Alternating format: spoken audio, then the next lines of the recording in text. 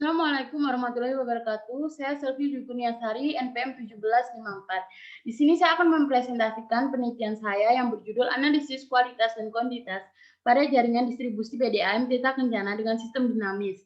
Dengan dosen pembimbing saya, Ibu Aulia Ulfa Faradiba. Pokok pembahasan yang pertama ada pendahuluan, yang kedua ada tinjauan pustaka, yang ketiga ada metodologi penelitian.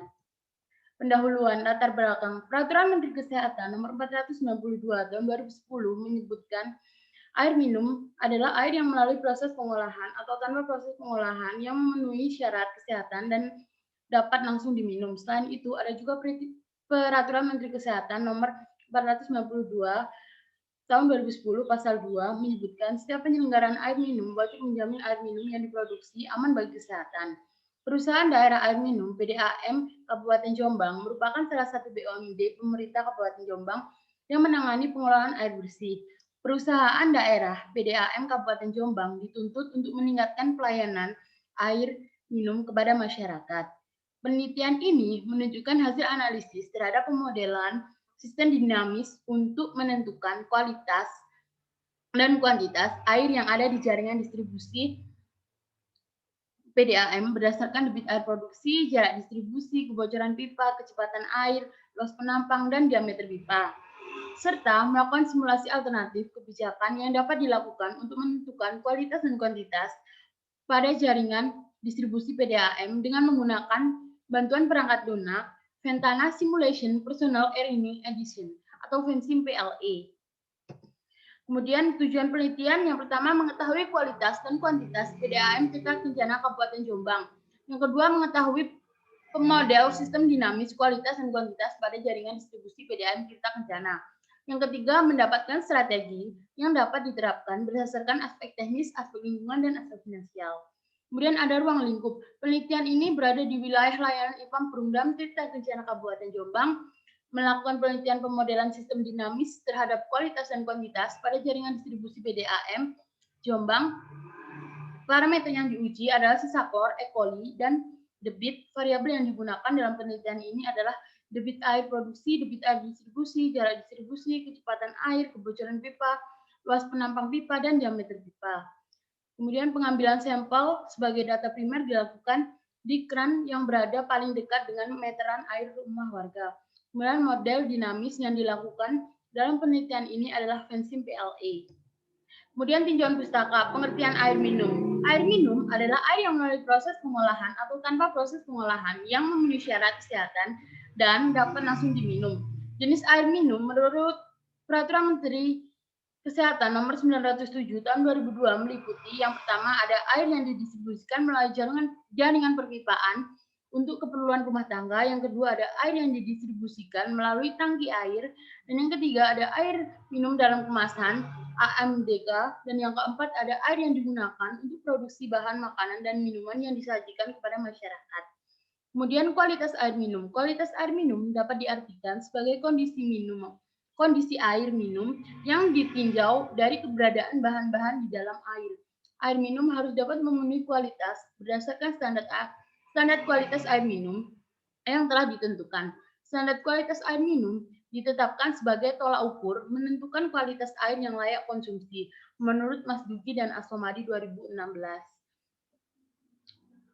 Menurut Peraturan Menteri Kesehatan Nomor 492 Tahun 2010 tentang persyaratan kualitas air minum dikatakan aman bagi kesehatan apabila telah memenuhi persyaratan fisik, mikrobiologi, kimiawi, dan radioaktif yang dimuat dalam parameter wajib dan parameter tambahan.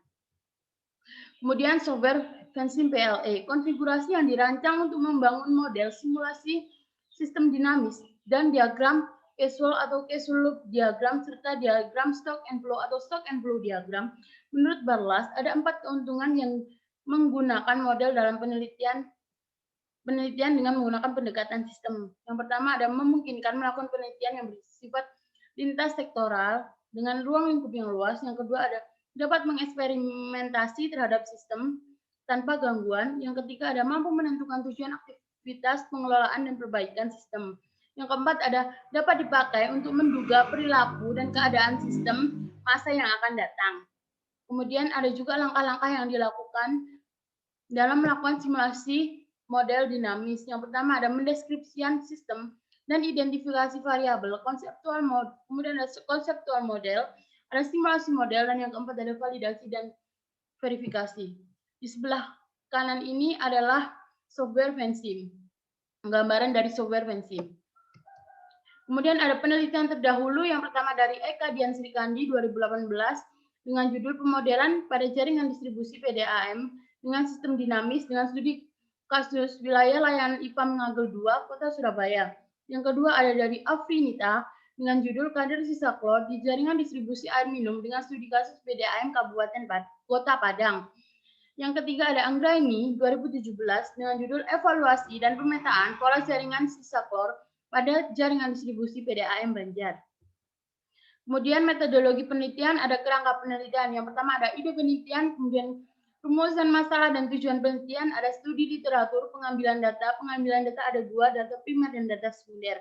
Untuk data primer ada observasi dan wawancara. Untuk data sekunder ada peta wilayah layanan PDAM, debit air produksi IPAM, data asumsi kebocoran, serta data-data yang diperlukan lainnya. Kemudian ada pengolahan data, ada pemodelan sistem, verifikasi dan validasi, perlakuan model dengan skenario alternatif, dan ada analisis dan pembahasan. Yang terakhir ada kesimpulan dan saran. Kemudian metode pengumpulan data primer. Data primer yang digunakan dalam penelitian ini yaitu hasil pengujian kualitas air pelanggan berupa pH, sisa klor, E. coli, dan debit air, serta data yang diperoleh dari hasil pengamatan di lapangan dan wawancara kepada masyarakat sekitar. Kemudian ada juga data sekunder. Data sekunder, data yang diperoleh dari instansi terkait meliputi ada peta wilayah pelayanan PDAM, debit air produksi IPAM perumdaman tindak kencana, data asumsi kebocoran pipa, terus serta ada data-data lain yang nantinya akan menunjang penelitian. Kemudian ada deskripsi wilayah penelitian. Penelitian dilaksanakan di salah satu IPA milik Perumdam Tirta Kencana Kabupaten Jombang yang berada di Jalan Raya Gedek, Ploso, Jatimowo, Jatigedong, Kecamatan Ploso, Kabupaten Jombang. Kemudian ada identifikasi sistem. Tahapan ini dilakukan agar dapat diketahui keterkaitan antara variabel. Di langkah ini, pendekatan yang dilakukan yaitu dengan menyusun causal loop diagram. Ini menunjukkan hubungan sebab akibat dari keterkaitan antar variabel yang nantinya dimasukkan ke dalam instruktur model yang selanjutnya diinterpretasikan dalam konsep diagram output. Di bawah sini adalah gambar, salah satu gambar dari proses identifikasi sistem. Kemudian ada pemodelan sistem. Pemodelan sistem dibuat sebagai presentasi dari sistem. Model yang dibentuk tidak akan sama persis dengan sistem yang sesungguhnya. Pemodelan dilakukan setelah elemen model dimasukkan nilainya, sehingga jika proses running berhasil dilakukan, maka proses elemen hasil yang diinginkan. Hasil dari running ini yang nantinya akan dibuat sebagai skenario alternatif pemodelan yang tepat. Pemodelan sistem dinamis ini akan dibangun dengan menggunakan software Vensim PLI. Jadi pojok sebelah kanan ini adalah gambar dari pemodelan sistem yang nantinya akan dibuatkan skenario alternatif. Sebelah kanan ini gambarnya. Kemudian ada verifikasi dan validasi. Verifikasi model bertujuan untuk mengetahui apakah model yang dibuat masih terdapat error sehingga dapat dilakukan running model. Verifikasi model ini dilakukan untuk memeriksa error pada model dan meyakinkan bahwa model telah berfungsi sesuai dengan logika dan objek. Verifikasi ini juga diperlukan untuk memeriksa formulasi model dan memeriksa satuan variabel. Jika tidak dapat error, maka dikatakan bahwa model telah terverifikasi. Kemudian ada juga validasi. Validasi dilakukan untuk meyakinkan bahwa model telah memenuhi tujuan pembuatan model secara menyeluruh dan dapat berpresentasikan sistem nyata. Proses validasi dalam model dilakukan dengan dua metode, yaitu metode white box dan metode black box. Kemudian ada perlakuan model dengan skenario alternatif. Yang pertama ada skenario moderat atau kondisi existing. Skenario ini diterapkan berdasarkan kondisi real system jaringan distribusi air IPAM Tirta Kencana, yaitu ketika persen kebocoran pipa sebesar 25% yang melakukan hasil trial and error yang disesuaikan dengan hasil pengukuran parameter di lapangan. Kemudian ada skenario pesimis atau kondisi ekstrim. Skenario ini diterapkan dengan asumsi kebocoran pipa sebesar 50% yang merupakan hasil studi literatur di mana Rata-rata tingkat kebocoran pipa PDAM di Indonesia adalah 50%. Kemudian ada skenario optimis atau kondisi optimum. Skenario ini diterapkan dengan asumsi kebocoran pipa sebesar 20% yang merupakan standar nasional persentase maksimal kebocoran pipa PDAM di Indonesia yang dikeluarkan oleh Dinas Pekerjaan Umum. Terima kasih. Mohon maaf apabila ada salah kata. Wassalamualaikum warahmatullahi wabarakatuh.